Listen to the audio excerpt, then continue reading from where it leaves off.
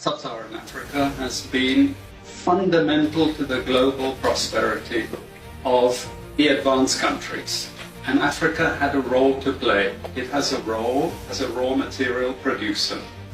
We will not allow Sub-Saharan Africa to escape that. Okay, we do everything to keep Sub-Saharan Africa where it is, also impoverished. It's absolutely vital for the prosperity of everyone else. So let's get clear about that. Okay, and this means all the economic structures, all the global institutions, and the economics we teach everyone is all designed to keep Africa exactly where it is. And whether it is Europe or US or now China, it's always the same. We need Africa to be impoverished because we need those raw materials and we need them dirt cheap. Okay, so that's the message. It doesn't mean to say that there's nothing Africans can do. Of course there is. This is what it's about. Because if Africa does do something different, I assure you living standards of all those in Europe and North America and Asia is going to fall. Okay? And that is a big price to pay.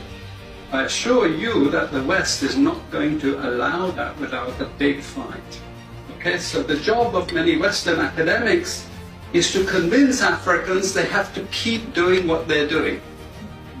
Okay, and to show them it's your fault that you're poor. It's not our fault.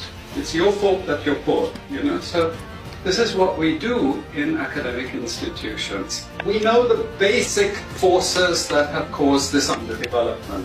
We know it's colonization. We cannot afford to allow Africa to industrialize and start producing manufactures.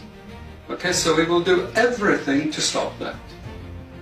And I'm going to show you how we actually block that.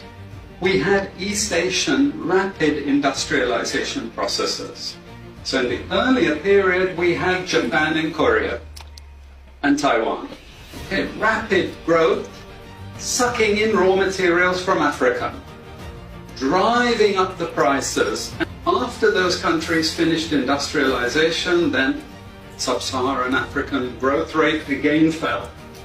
Sub-Saharan Africa is condemned to this role, just the supplier of raw materials, not a manufacturer.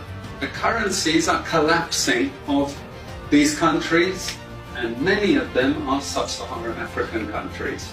After colonization ended, we needed new structures to keep these countries where they were. Okay? And the first of those is aid. Okay? We give them aid.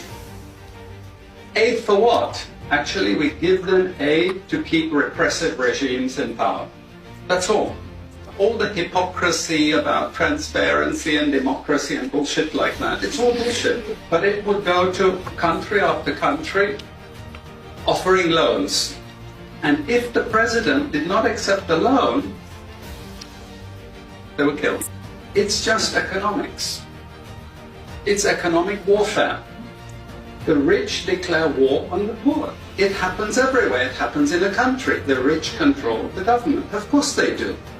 You really believe you have democracy? Come on. You know, I mean, grow up. Who has all the subsidies and income support? US, Europe. The largest budgets in the world for supporting their farmers are Europe and US. You see, we're keeping them dependent. We're keeping them on a string.